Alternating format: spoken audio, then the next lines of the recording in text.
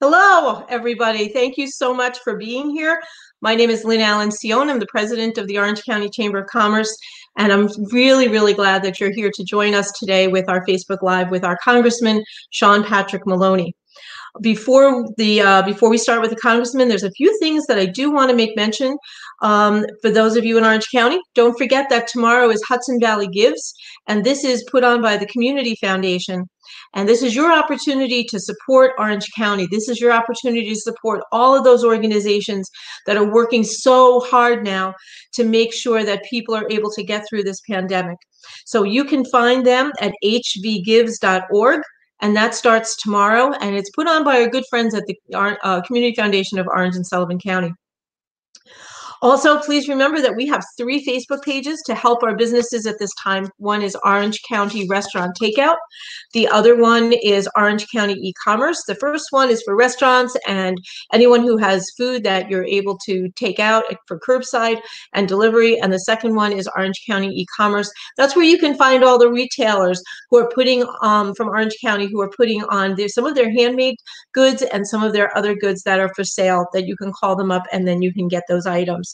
And so now, and also don't forget that our website, www.orangeny.com, is where you will find all of the COVID-19 resources, and then also all of the resources that are coming down from the state regarding protocols and directives and guidance for reopening. You can also contact me at lynnc, L-Y-N-N-C, at orangeny.com, and I'll be more than happy to help you with your reopening plan. You will need to make a reopening plan, keep it at your business, and you don't need it to submit it, but you do need to keep it in the event somebody comes in and somebody from the state comes in or the county and needs to look at that. So those are all the announcements that I have for now, and I'm going to introduce you to our congressman. I'm waiting for, there he is. Can you hear me? Yes, I can. Good afternoon, Congressman. How are you? I'm hanging in there, Lynn. It's nice to see you. It's nice to see you too. And thank you so much for being our guest today. And I know you're really, really busy with everything that's happening in Washington, D.C. So I really appreciate the fact that you're here with us today and, made some time. And I also want to thank you for being such a good congressman to us and a good defender of the business community in Orange County. We truly appreciate that. So we're going to be taking questions during this time. So you can put them in the chat and the congressman and I will be able to see those, and we'll get to your questions. But right now, Congressman, I'm going to ask you if you just want to give us a review of all of the things, maybe not all, but most of the things that are happening, because between the SBA loans, the PPP, all of these, the CARES Act, all of these new relief funds and stimulus funds and everything going on, we'd like to hear what's going on down in DC. Well, you bet. Well, first, thanks to the Orange County Chamber of Commerce. Thanks to you, Lynn. You guys do such important work, and it's great for me to hear from all of you. So I'm going to keep my remarks brief. My experiences will get to most of the subjects you care about in the questions. I do want to say a couple of quick things. I've spoken to the chambers in Putnam County and in Dutchess County and different business groups, and it's very important to me to hear how the federal relief efforts are showing up for local businesses. I know initially it was too slow in coming. It didn't seem like it was getting to our types of businesses, smaller businesses, family-owned businesses, the real Main Street businesses we're trying to help. We spent a lot of time talking to our local lenders, people at Walden Savings Bank and Orange County Bank and Trust. I mean, all the local guys and the credit unions. What I can tell you is that the second tranche of PPP money, the small business loans, seems to be working much better. We've also sort of gotten through the backlog of the first tranche of loans, folks that might have been approved, but there were problems with the bank, waiting on guidance or other issues, and all that stuff has started to move. We've seen the size of the loans in the PPP program come dramatically down from high 6 figures down to about $70,000 bucks. The burn rate on the PPP money we've appropriated has come down to about only about $3 billion a day, and so there's still about $115 billion in the program. Many people thought we would exhaust the second tranche pretty quickly. In the HEROES Act, what we passed out of the House, there is very critical help for the state of New York at many levels. First and foremost, at the state, county, local level, we're talking about billions of dollars in direct assistance to New York State. I mean, $32 billion over the next 2 years. Another $32 billion directly to the counties like Orange County, 60 million bucks or something like that. And to cities like Newburgh and Poughkeepsie and all the small municipalities that are going to be hurting, whose budgets are going to be under enormous stress. And we know sales tax revenue is dried up. We know this is just math. And so we're going to lose a lot of essential services. We're going to have layoffs. We're going to cut school budgets unless we get help from Washington. And so I'm fighting like heck to get that done. And we really need everybody to raise their voices on this. This is a bipartisan effort. I mean, guys like Pete King, the Republican from Long Island, my colleague in the House, has been very vocal about how important this is for New York. We should not allow this to become some partisan fight. This is not about partisan politics. This is about helping states like New York that have been in the bullseye of an unprecedented crisis. If we do not get the state and local help, we're going to be in real trouble. But there's a lot of ways we can help New York. So it also in the HEROES Act that passed the House is a complete restoration of the state and local tax deductions that were capped and limited in previous tax legislation. That would be an enormous boost to our local realtors, to home values, to everybody who used to have full deductions on that. So that's another provision that really helps New York. There's money for our schools. There's money for our hospital systems. There's money for our mass transit systems like Metro North. There's lots of things to like in the HEROES Act. There's so much we need to do to support our frontline workers. And we do that in the bill. So I'm happy to answer questions about that. I'm also happy to hear your experiences with, probably for this group, mostly the PPP loans. I want to make sure that's working. I want to make sure I'm clear that you are absolutely welcome to call my office directly. I'm happy to give out that number throughout this call. It's 845-561-1259. And we will go to bat for you individually, whatever problem you might be having with the PPP program. On that very important point, let me just say this, Lynn, and I'll wrap up. We have in the HEROES Act, in the House passed legislation that we passed just a couple days ago, we also extend the PPP deadlines. And I think this is very important, so that it's not 8 weeks anymore, it's 24 weeks. You have till the end of the year to hire back employees. And very importantly, the 75%, 25% requirement on payroll to other expenses would be lifted. So if you're a restaurant owner that has maybe low payroll costs but high rent, that's really important to you. And it also gives you much longer to bring back 100% of your employees, because we know a lot of people can't even be open yet. And it also would give you more flexibility and still get full forgiveness. So those are really important provisions that would make a big difference in New York. Obviously, another round of direct payments to folks. The uninsurance stuff is also critical. But for business owners, please know that we must draw a line in the sand around the flexibility and extensions in the PPP program and the state and local aid. It's absolutely critical for New York. And that, together with things like fighting to get our SALT deductions back, I think would really help the business climate. And let me say, just in closing, that as recently as this morning, I want you to know that I have been a very vocal advocate with the governor's office for as quickly as possible getting our businesses open again in Orange County, in Dutchess and Putnam and Westchester County, places I represent.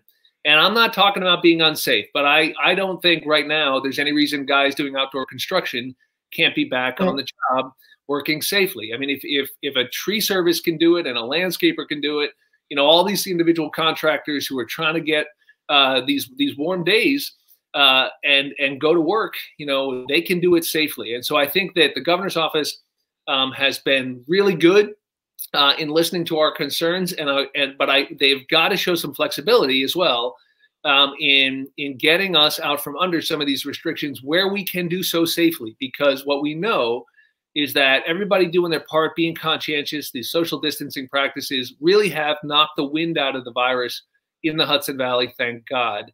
And if we just keep those practices in place as we reopen, there's a lot of businesses that can get going again. And that makes all of our efforts in Washington cheaper and easier and more effective. And that's where we really get back to where we want to be. So thank you for the opportunity to visit with you. I look forward to taking your questions. And I hope that's helpful. Well, you mentioned one of the questions that came through was about the extension for the PPP. And that's a huge issue, especially for our restaurateurs, because we've been closed. Many of them have had to close. The catering halls, a lot of the businesses have had to close. So they haven't had the opportunity to spend that money. So now that extension that's gone through the House, but where is that with the Senate? That's exactly right. So it's in the HEROES Act. And I'm going to work very hard not to sound like a Democrat or a partisan. I don't think that's helpful. But this is just the facts. What has happened is that the House has passed it. Now, it's a $3 trillion package. Overwhelmingly, that money is the state and local aid. That's $1 trillion of it. 500 to the states, another to localities, territories, tribes, the rest. And I should have mentioned the employee retention tax credit and things like the PPP program and things like the direct payments and things like the unemployment insurance is most of the bill, right? So on those issues and the state and local aid, I think we're in fighting shape in the Senate. Now, Mitch McConnell has said some things that are very disappointing, and it is in danger of getting slowed down. Kevin McCarthy today, the leader of the House, said he didn't see any need for additional legislation, which is just amazing if you talk to Steve Newhouse or you talk to Marcus Molinaro. I mean, don't take my word for it, right? Talk to Republican governors like Larry Hogan or Charlie Baker in Massachusetts or Mike DeWine in Ohio. They'll tell you that we are absolutely going to have to do something more.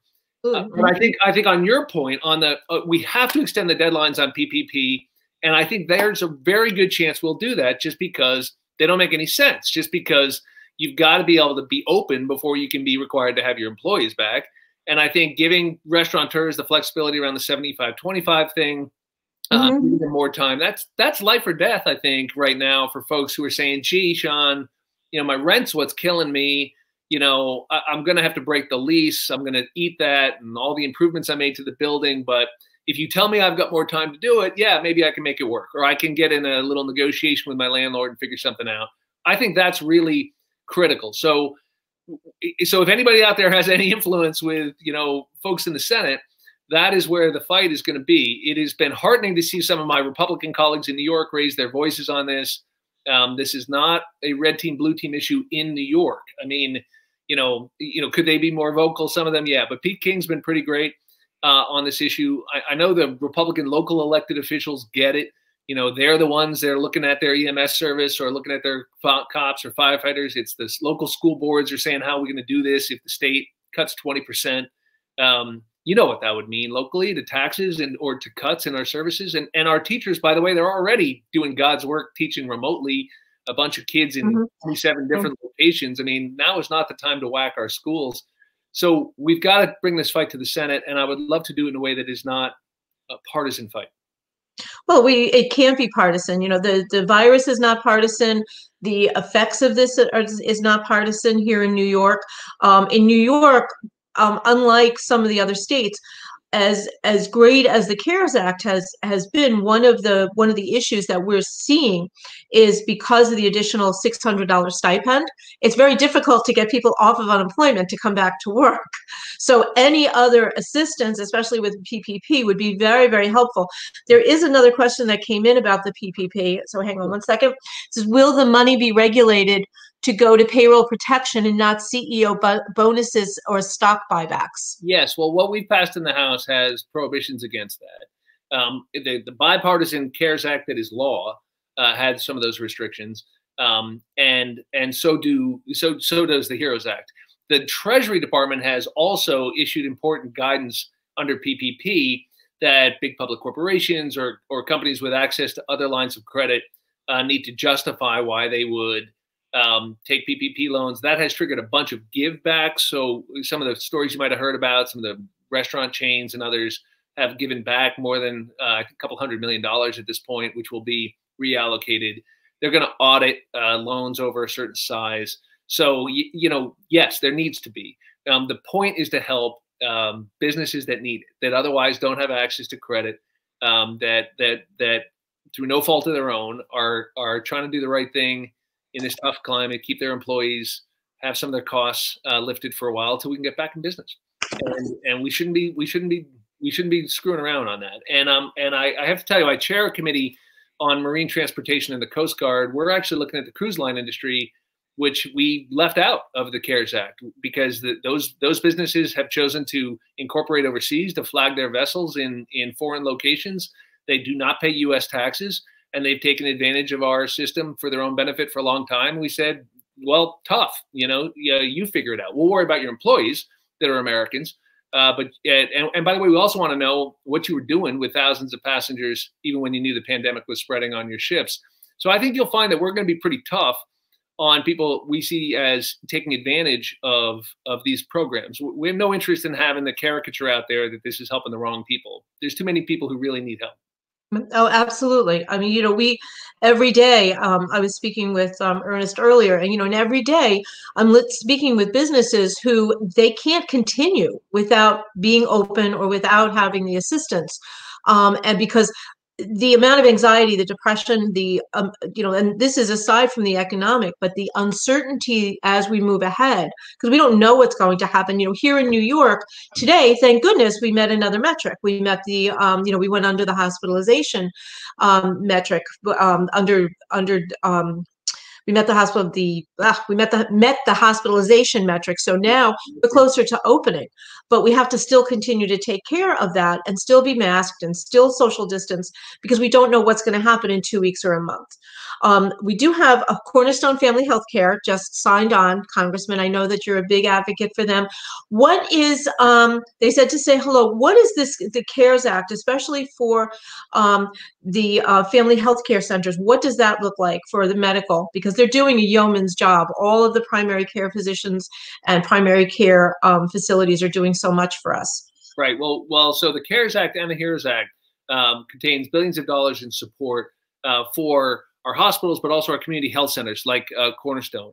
Mm-hmm. And it's because they do such critical work, and we have to keep that up. That is such a critical point of care for tens of thousands of. I think Cornerstone serves. I'm going to get this wrong. Linda Muller would kill me. I think it's probably 40,000 Hudson Valley residents at this point. Maybe she'll correct me, or Mike Limperopoulos will. But tens of thousands of people, our neighbors, depend on Cornerstone. They do great work, and we've got to support them. And that's in this bill. The thing we need to do is we need to make sure that the way the funds are distributed does not track just Medicare formulas, but that more accurately reflects sort of Medicaid-dependent institutions. And you will find that in the House action.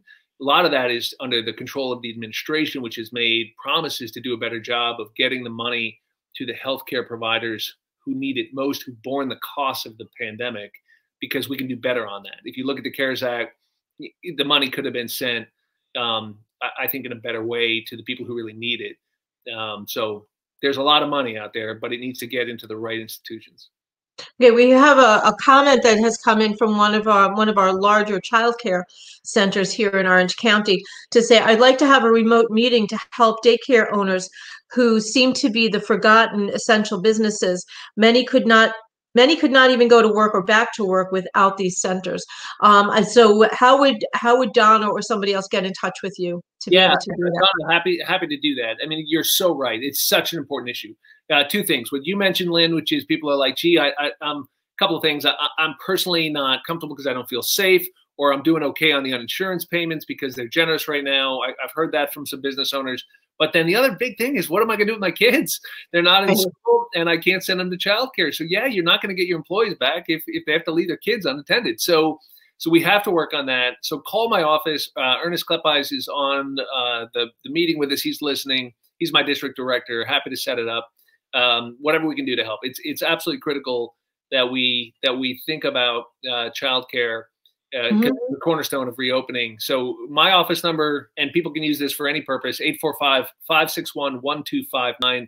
If you're having trouble with your PPP loan, oh, great, it's on the screen. If you're having trouble with the PPP loan, if you're having trouble with issues like this, we want to hear about it. We're helping hundreds of our neighbors. We've done a ton of work with folks if they didn't get their cash payments, or their unemployment insurance hasn't come through yet.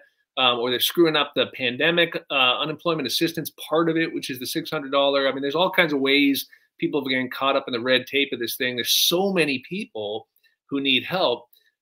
Just call my office, 845-561-1259. Bear in mind, we're working remotely, so it may take a few hours for us to call you back, but we return every phone call. You'll hear from Maria Ingracia, who works for me. A lot of you probably know her. She's doing great work, and all the folks in my district office are helping a lot of our neighbors. So happy to have the meeting on childcare too. Thank you for that, Congressman. Now I have a question from Recap. Rental assistance is key. So is mortgage protection. Is that included? Is that included anywhere? Yes. So the HEROES Act has a massive program that the Financial Services Committee put together. I want to say it's north of $100 billion that will address not just renters but landlords. That will understand the reality that you can't just help the renters, you've got to worry about the people who are the landlords who may themselves have a mortgage. And so, yes, you'll see very substantial, really unprecedented assistance for that market, both in the renter and on the landlord side in the HEROES Act. But Okay. again, we've got to get it through the Senate. Okay, so what exactly has gone through, just for clarification purposes, because there's so many bills. So Yeah. where there's the HEROES Act, Yeah. and anything else that has gone through sure. anything else you gone bet. through waiting in the Senate? Yeah, you bet. So actually, what people should know is that what has happened up to now has been, everything has been bipartisan, and it has been almost unanimous. I mean, so until Friday, when we passed the House bill, which did not enjoy Republican support in the House, prior to that, you've basically got four measures that have been passed. There's the big two, were the CARES Act, which created the PPP program and the unemployment benefits and the direct payments and all the kind of major pieces out there. And then we did what we called an interim package, a second bill after that a few weeks later, because the PPP program needed more money. And that was the major thing there, although there was also more help for hospitals and healthcare providers and the rest. Prior to that, we had done funding for research to make sure there were no testing copays or cost sharing, to make sure that there was nutrition assistance, and so paid family leave. So altogether, the House and the Senate and the President have collaborated to create four pieces of legislation signed into law that combat the public health crisis and the economic crisis. We are now on the fifth major package. It's called the HEROES Act. It has passed the House. It is a $3 trillion piece of legislation with a T. It's a massive piece of legislation that would fundamentally do most of those things. Again, it would create more cash payments for people. It would continue the unemployment insurance. It would expand and make more flexible the PPP program that so many of you are probably depending on. It would provide money to hospitals. All those things have been passed before on a bipartisan basis. The big fight that is shaping up between the two political parties, and from a local perspective, it doesn't make sense, is the aid to state and local governments. And yet Republicans locally will tell you, just the same as Democrats, how important that is to the state of New York.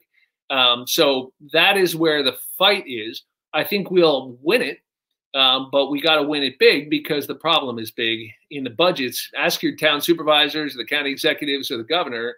They're not making it up. I mean, talk to your school boards about what's going to happen in this state, Orange County, if we don't get some help. What's the reason that there's such a conflict about supporting aid to municipalities? I mean, to me, it seems to be a no-brainer, especially with no sales tax. We're watching our sales tax here in Orange County plummet because all of the stores are closed. So I guess I'm at a loss at understanding why that would be an issue. Well, God bless you, Lynn. I mean, I wish you were the majority leader of the United States Senate. I mean, the fact is that. No, thank you. And I really want to avoid sounding like a partisan. I just don't think it's helpful. But there's a perspective in other parts of the country and in the other political party in Washington, at least, not locally, but in Washington, that this is some sort of giveaway to blue states, which of course is nonsense. I mean, first of all, New York's is a donor state, so we send $29 billion to Washington, more than we get back every year. So just right off the bat, Kentucky is the one taken. We're the one given, just any day of the week. So that's number one. Number two, if you look at every other natural disaster around the country, you will never find a New York member of Congress saying, hey, why are we helping with those wildfires in California? Hey, what are we doing about that flooding in Louisiana? Hey, why do we care about the tornadoes in Kentucky or in Tennessee? We are the first to help. Our line crews are on the road within hours going to help people. Our EMS workers, or search and rescue, whether it's the hurricane in Puerto Rico, whatever it is, New York steps up and helps. And yet, when it comes to things like the drug relief for the heroes who worked on the pilot 9/11, or the Sandy relief, which we waited 70 days to get through, you see local Republicans like Pete King stand up and say, "Hey, you're screwing New York," and you see Democrats, say, "Hey, you're screwing New York." But the national guys see it differently. So I really want to avoid making this a partisan conversation. I don't think that's useful or productive, but it is the reality that we have to change this perception. This is a disaster relief measure. New York has been hit by a natural disaster. It has had devastating consequences on the state's finances, on the counties, on the towns, absolutely. budgets, and we need help, and we deserve that help, and we're not going to take no for an answer. Well, we can't take no for an answer. I mean, we are the hardest we're the epicenter in the entire country. And the effect that this has had on our first responders, the police, the fire departments, EMTs, and then just public servants. It's incredible what we're doing. And I'm a New Yorker my whole life. So, to me, New Yorker, we are the essence of caring and love. We're the first ones to jump in and help anybody. So I don't know why people don't like us that much. But it's I really don't. And I'm from Long Island and Brooklyn. But it's going to be devastating for us. It's very hard here. If you've seen the headlines in the record, the county is looking for incentives. Orange County is looking for incentives for people to take early retirements because of the concern of finances. So any assistance that that we here can give to you, please let us know, because it's vitally important for us. We could open up, but if our frontline workers and our municipal workers aren't there, and if our local economies collapse, we're going to be in terrible shape. We're going to be in really, really terrible shape.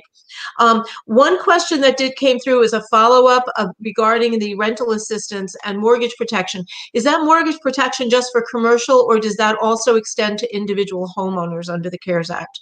Individual. The Act. So right now on the state level, and in addition to what we've passed in Washington, there will be forbearance protection on foreclosures for individuals. There's a lot of moratoria right now on things like utility shutoffs, on things like foreclosures. And that's fine as a temporary measure. Obviously, the system doesn't work if you're not going to allow landlords to get the rent they deserve. If you don't allow, how are you going to do lending if the banks can't securitize the loans, or there's forbearances in place? So obviously these are temporary measures designed to help people, but yes, there will be protection against foreclosures, and that the key in the HEROES Act, the bill that has passed on Friday through the House, is that we, for the first time, get at the landlord issue as well. Now, bear in mind, the Treasury Secretary also has a $500 billion fund. I mean, these numbers can make your head swim, but he has a half a trillion dollars of dry powder, together with what the Fed can do. And so Jeremy Powell and Steve Mnuchin were in the Hill today testifying. Those guys have a lot of tools in their kit, in what's called the Economic Stabilization Fund at Treasury, and in the credit facilities that the Federal Reserve is setting up to address the larger lenders, the commercial REITs, that structured sort of part of the market. If you're talking about, the family owned, commercial building that is dependent, that has a mortgage that's dependent on those commercial tenants paying rent. Yeah, that's what we address in the HEROES Act. Okay, so now, but it's just to be clear, that is not law yet, and right, no, that still has to go through the Senate. Do you have any idea, like, what the timeline on that would be? That's such a good question. So what's frustrating is that, for whatever reason, Mitch McConnell and his friends in the House, where I serve, has decided that they want to slow this down. They've said they don't see the need to move quickly. He's confirming judges. He's not doing anything related to the pandemic. And they are unlikely to do anything now, I hear, until June at the earliest. And that's just hard to imagine, because what's going to happen is these local governments are going to have to make cuts. They're going to have to figure out their budgets. School budgets are going to have to get figured out. And so I do think where the rubber is going to meet the road on this is when enough Republican governors and Republican local office holders say, hey, you know, this isn't just some Democratic thing. This is really important. Bear in mind also something like 13% of the American workforce works for state or local government. And so, you know, you're going to have layoffs. You're going to have, so for businesses, yeah, you need to get open. Yeah, you need to get your employees back. Yeah, you need to figure out childcare. You also need customers. And the more people who are worried about losing their jobs, you know, they're not going to be buying automobiles at the dealership. They're not going to be doing the kinds of things they want to do. So we've got to support the state and local budgets. Mm-hmm. Well, we do. We definitely do. And just to go back, you know, we were talked a little bit about the PP. We talked about the PPP, and there was the SBA loans. There's so many acronyms. There's the SBA loans, and there was first round of that, and then that closed out. Then there was the second round of appropriations that kind of filled in the first round of applications. What is that looking like now with the SBA loans? Because there's a number of comments that are coming up of we still need help. The SBA is a joke. So could you address what's going on with the SBA loans a little bit? Yeah, I'm happy to address that. So there's the Paycheck Protection Program. That's the PPP program we're talking about. That's the one that's gotten most of the attention. Those are the forgivable small business loans. A lot of your members, I'm sure, have applied for them. And there were a bunch of reasons why, some of them relating to what the banks needed from SBA in terms of guidance and the rest. And lending limit regulations and the rest. That has all been cleared up. And the backlog, if you talk to the folks at Orange County Bank and Trust or Walden Savings, they're going to tell you that they have moved through now the backlog of the loans that they had approved, but didn't have the money to put out for one reason or another, and because the program initially ran out of money. We have replenished that fund, and it has not run out of money now. And so there's still about $100 billion to lend out in the Paycheck Protection Program. And if your business is having trouble accessing that, I want to know about it. So call my office. We will match you up with a lender who's still lending that will get it done. Or if you're having some other problem, we can blow through those walls and figure it out. That's the PPP program. And again, my office is 845-561-1259. I'm not just saying that. We are doing this right now for lots of people. Call us. We'll be your partner on that. One-on-one, work with you on it. There's a separate loan program that sometimes gets confused with a PPP program, which is called the Economic Injury Disaster Loan, or an EIDL loan, EIDL. That is a direct loan from the Small Business Administration, and it usually comes with a $10,000 grant.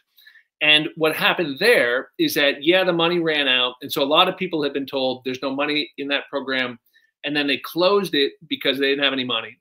We replenished it.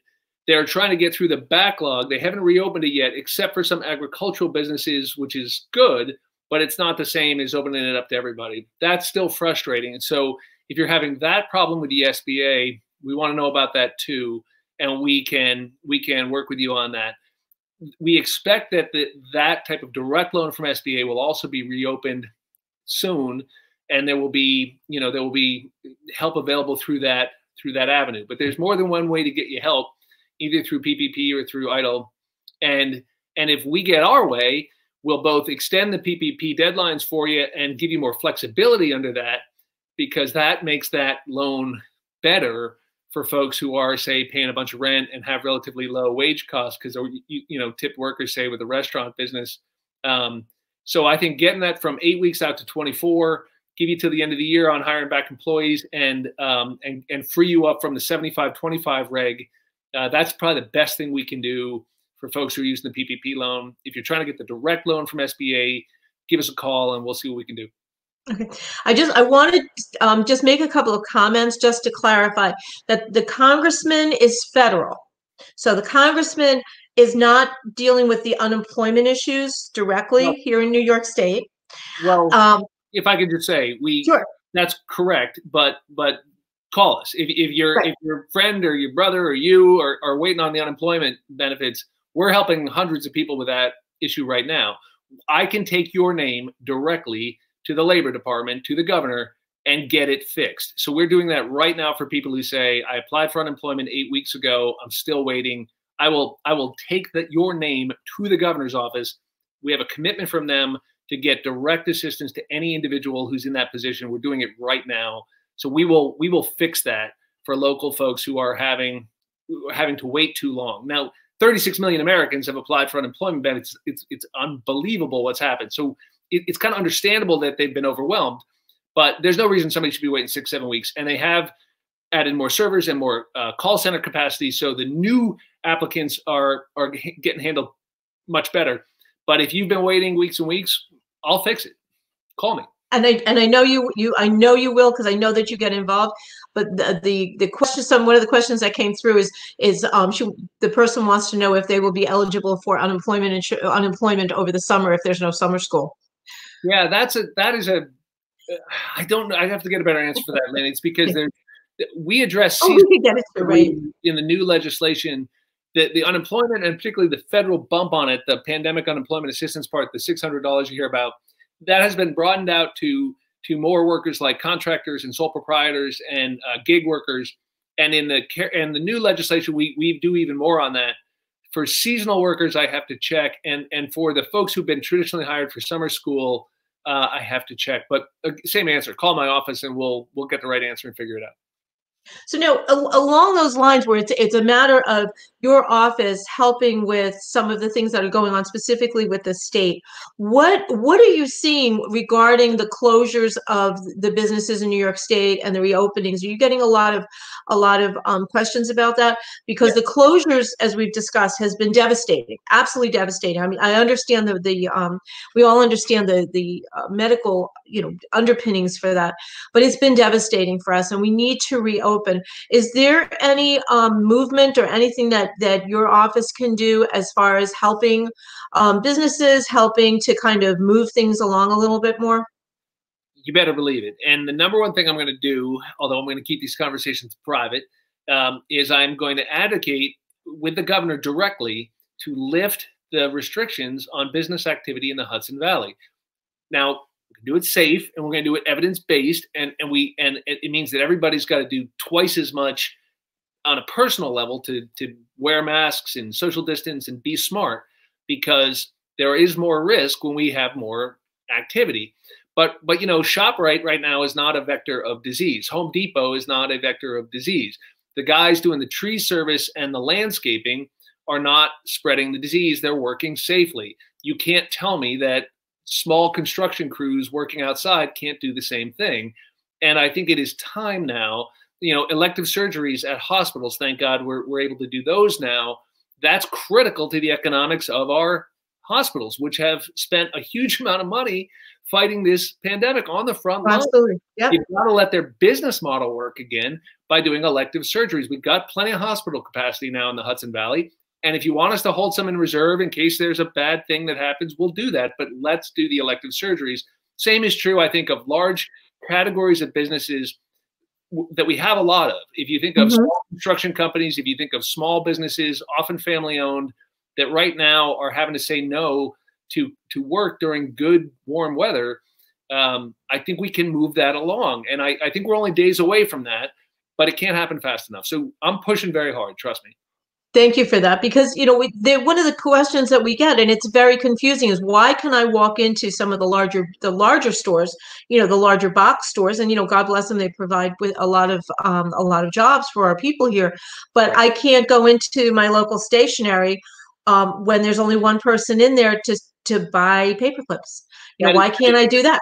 It makes no sense. That is a great issue, and while nothing against the big guys, if we don't believe in buying locally, those big guys are providing a lot of the same services that the local guys are shut down and can't, and that's not fair. And I do believe that with some common sense restrictions and a phased reopening, look, right now in New York, there's some good news out there. Right now in New York, healthcare workers don't have a higher incidence of the disease than the rest of us. That's amazing. Who've been on the front lines. But what it means is that if you're using protective equipment effectively, it works, and you can avoid spreading the virus. So if we're all wearing a mask in public, if we're all 6 feet away, if we're doing the hand washing and the sanitizing, if you limit the number of people coming in and out of the store, if we're reopening restaurants, let's give them more outdoor table space in warm weather. Let's have more sidewalk cafes. Let's be more flexible on when and where they can kind of do their work. And we know that the virus doesn't do well in UV light. We know it doesn't do well in warmer weather. I do believe that we are at a place in Orange County, Putnam County, Dutchess County for sure, where we can be doing the things they're doing a little bit north. And it is a responsibility on all of us to be extra careful as we do those things. But yeah, I want your businesses back up and running. We want them back up and running. You know, one of the concerns that I see is because, you know, our numbers are trending in the right way. Our numbers look great. If you look at the regional dashboard, if you listen to County Executive Newhouse's report every evening, our numbers are trending. It is disturbing to me, though, when I go out and I see people just congregating on the Heritage Trail and they're not wearing masks and they're hanging out, because that becomes a problem. Because again, we don't know who's contagious. We don't know who's a carrier. So it's very important to maintain the social distance. It's really important to maintain wearing the mask, wearing the proper, you know, the hand sanitizers and washing our hands, because we don't want to spike in 2 weeks. We don't want to have all of this trending going one way, and then all of a sudden in 2 weeks we start going backwards and the governor pulls us back. Because it's not, I'm watching some of the comments and people are like, you know, let's just open, yay, let's just open. It's not that easy. Yeah, you know, it's not that easy, but I do appreciate everything that you're doing to I think you said it really well, Lynn. We can reopen. We can reopen some businesses for sure.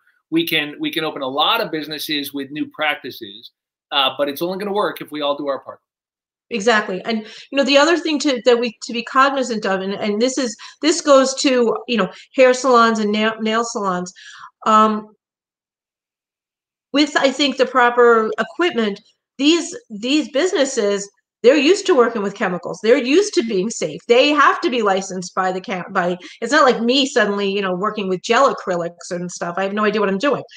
But these are people who are licensed. So I think at this point, you know, if we can start moving ahead, it's my hope that the governor will not require us to have that 2-week period between phases, that we can open up the phase 1 with the construction and the agriculture and the manufacturing, and the curbside pickup for retail, and then not necessarily wait the 2 weeks to go to the next level. I'm hoping that we can kind of shorten that, and anything that you can do, Congressman, to help expedite that would be graciously appreciated, graciously welcomed and appreciated. You got it. I mean, I am wearing out my welcome with some of my friends in Albany making exactly that argument. And again, it depends on all of us being smart and responsible as we do it.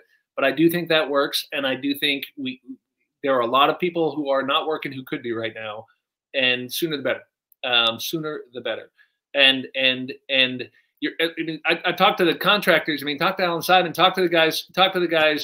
You know, they're the most regulated industry in America already. I mean, the safety regulations they're under, the way they have to work in different type of environments and with different kind of materials, they're used to having to use PPE. They know what they have to do.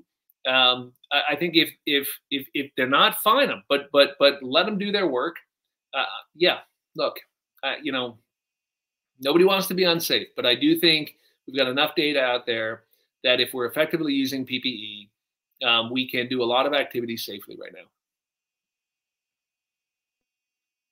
Did I lose you, Lynn?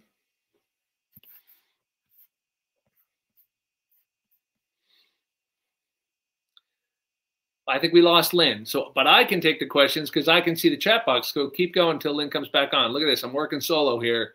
Look at this, folks. I'm taking over the Orange County Chamber of Commerce. Ah, she's back. I don't know what happened. I think the electric in Goshen went out. I don't know what happened. I was just about to declare like martial law at the Orange County Chamber. I was going to take over.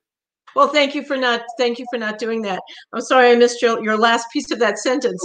I do have a question for you, and this is forgive me, but this question is a little self-serving, because we're, as a Chamber of Commerce, we're a 501c3.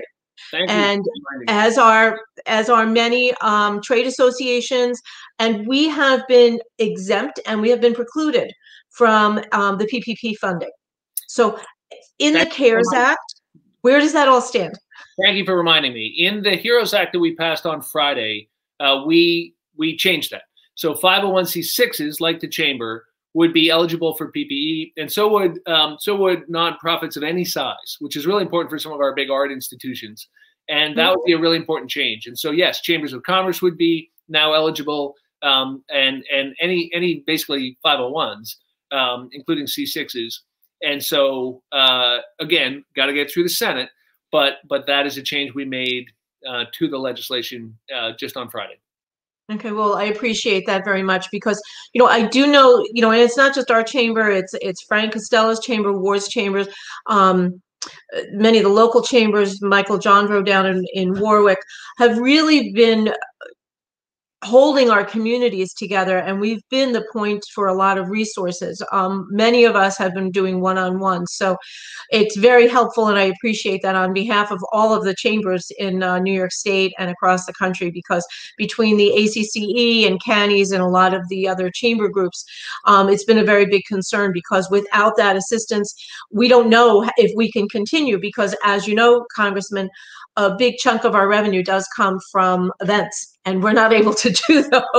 No, that's right. I've heard it, and so we would love to have you communicate that to Mitch McConnell, because that is where it sits. It is already passed the House. You're in business in the legislation that we passed on Friday, and your allies on this, interestingly enough, are the folks in organized labor who are 501c6s, and so it's a very interesting opportunity for chambers of commerce and labor unions to partner on at least one issue and say, hey, this is important.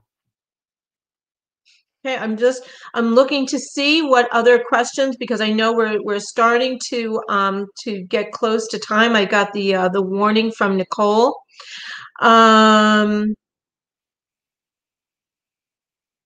Great job, Congressman. And I guess people want to know how everybody's getting their hair cut in Congress if nobody's able to get my 17-year-old cut mine. How's it look? So it looks awesome.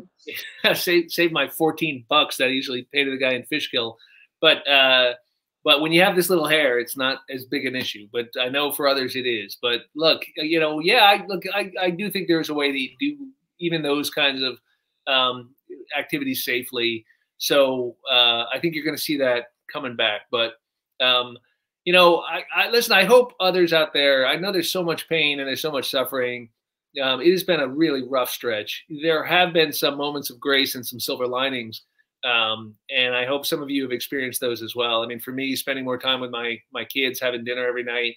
You know, I was in 20 countries last year working on the Intelligence Committee in the House all over the world, doing oversight on you know, the intelligence community activities we do around the world.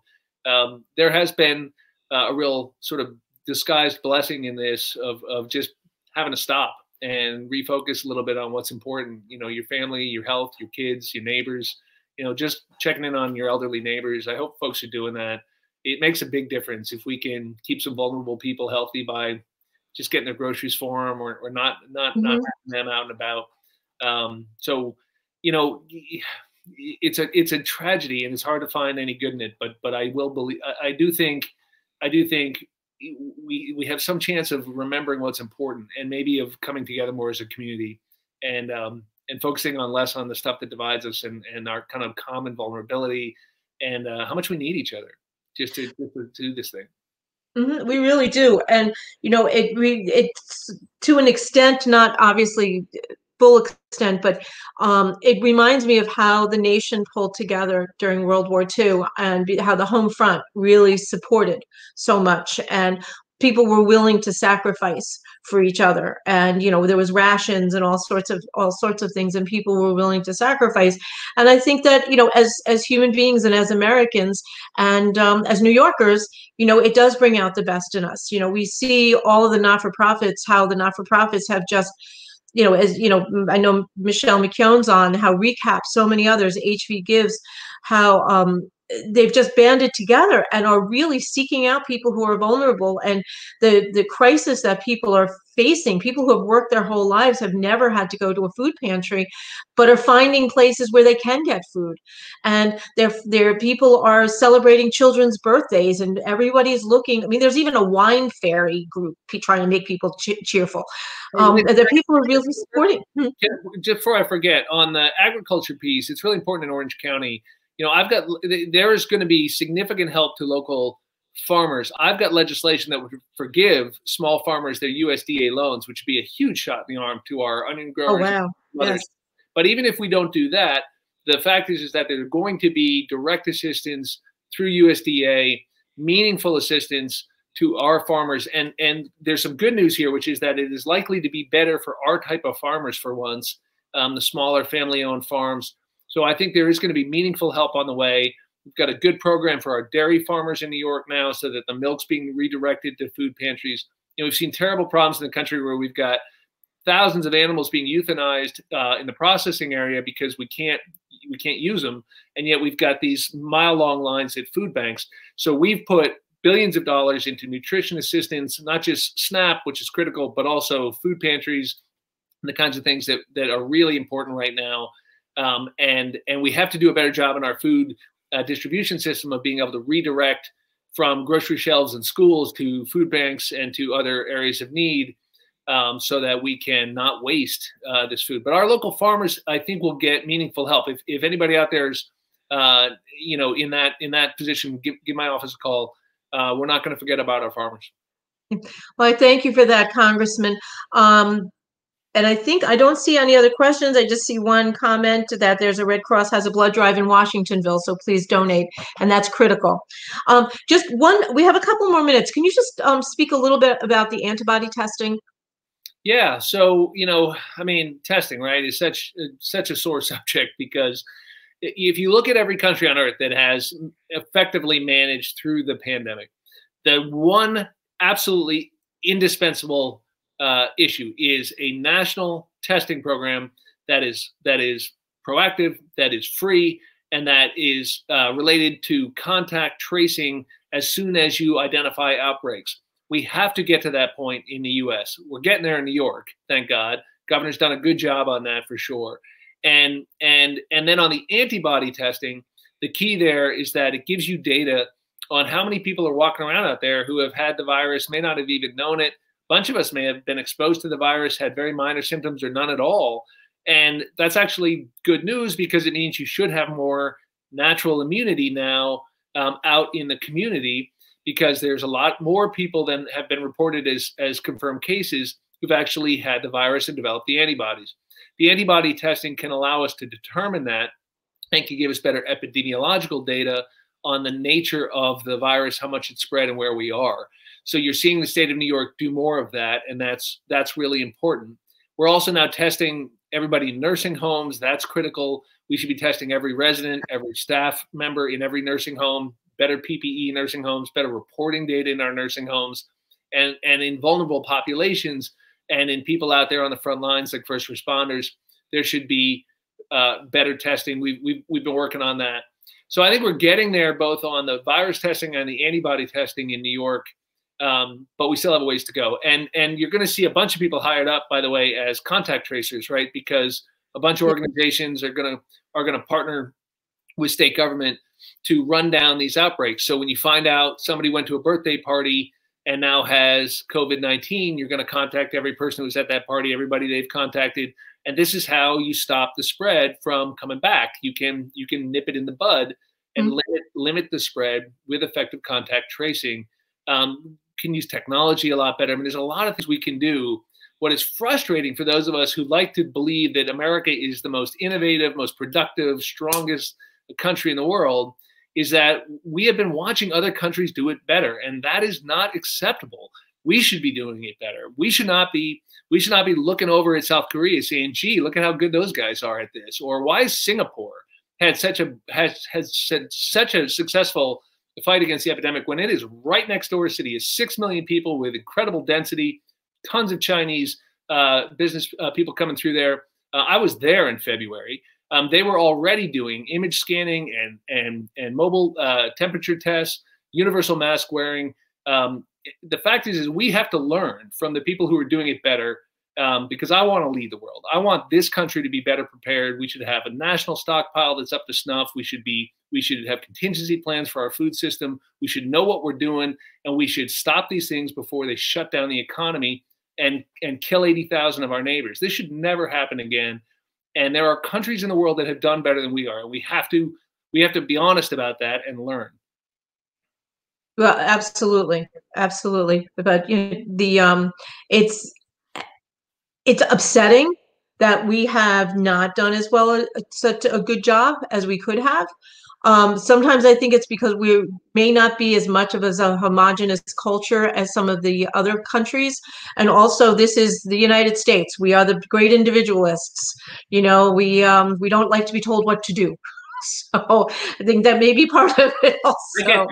that. I don't like to be told what to do either. And I don't, I look at it. You're talking to a guy who doesn't like to wear a bike helmet. So I get it. I mean, I believe in individual liberty and personal freedom but that comes with personal responsibility. That's right. But also That's right. you ought to ask how it's working. And when we've got 80,000, I actually believe it's 90,000 Americans who've lost their lives now. Mhm. That's a terrible toll in human suffering. And we've shut the economy off like a light switch, and that is going to cost us trillions of dollars in national wealth. So I don't think any fair look at that can say, that it couldn't have gone better when there are countries that South Korea had its first case of COVID-19 on the same day as we did in the United States, same day. Something under 300 people have died in South Korea, I want to say. 90,000 have died in the U.S. So we have to learn something from that. And we have to be honest with ourselves. And there's plenty of blame to go around. I'm not laying that at any one person's doorstep. By the way, we should declassify all the intelligence information the United States government had and let the chips fall where they may. Let's find out everything everybody knew and when they knew it. Let's find out what the Chinese knew, the Chinese government knew, what they did and didn't do. I mean, there ought to be a kind of Warren Commission or a 9/11 commission on this so that we really know after the dust has settled what happened, because we just cannot be in this position again. And this is not the last coronavirus or pandemic threat we're going to face. No, it isn't. It isn't. There's two, before we get off, there's two comments based on what you've said, Congressman. One is from Cornerstone Family Healthcare. If you'd like to get an antibody test, please contact Cornerstone Family Healthcare by calling 845-563-8000. To have an appointment. And then also for contact tracers, if somebody wants to get a job or apply to be a contact tracer, it goes through New York State, but you can go on the Orange County Department of Health website, and they have the link that is on there, or you can just, I don't know, Nicole, if you can get that up there. It's coronavirus .health.ny.gov, or we have it on our website. Yeah, but if I can plug my website, which is SeanMaloney.health. Yes, of course. We have created a coronavirus page there as well. So Sean, Irish spelling, SEAN, SeanMaloney.house.gov. And it's designed to be a one-stop shop. So it has all the local information on it. If you want to know the Orange County Office of Aging or what they're doing, or you want to know, contact tracing, or you want to know about testing, all this stuff, we've endeavored to get it all on one page too. And you can always call us. So Sean Maloney, there it is on the screen. There it is, right up there on the screen. SeanMaloney.house.gov or 845-561-1259. Yeah, because there's a lot of bad information out there too. So people should be careful about your sources of information. You really want to be going to reliable sources. Absolutely. Well, Congressman, our time has come to an end, and I can't thank you enough for sharing the past hour with us. I know you're extremely busy down in DC, so thank you very much. And if people have questions, they can contact you directly through your office. Well, absolutely. And could you say your number again? Put that up on the screen? Anytime. It's on the screen, 845-561-1259. That's our office in Newburgh. We're working remotely, so you may have to leave a message, but we call you back within a few hours, usually, certainly within a day, and we will help with whatever it is, even if it's helping you find the right people. We're there to help. So give us a ring. Wonderful. Wonderful. Well, thank you very much, Congressman. Be well, stay well. May everybody in your family be well, and we'll see you later, Orange County. Thank you for sharing this afternoon. Okay, thank you. Thanks so much, Lynn. Okay, bye-bye. Stay well.